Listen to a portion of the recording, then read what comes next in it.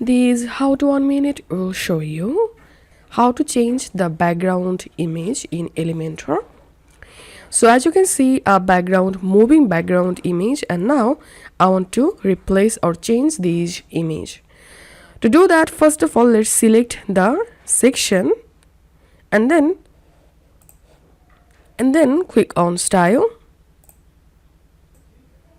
and click on background and select normal, and here you will get your image.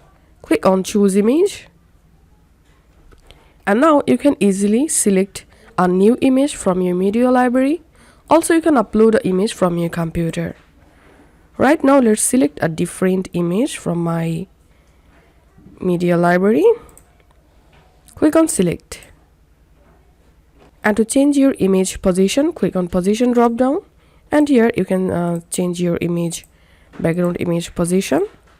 To make your image center, select center, and now to add a background overlay, click on background overlay, background type classic, and select a color for your background overlay,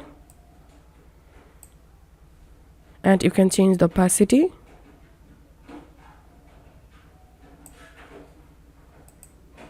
So this is how we can easily change background image in Elementor.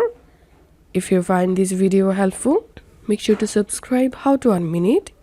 See you in the next video.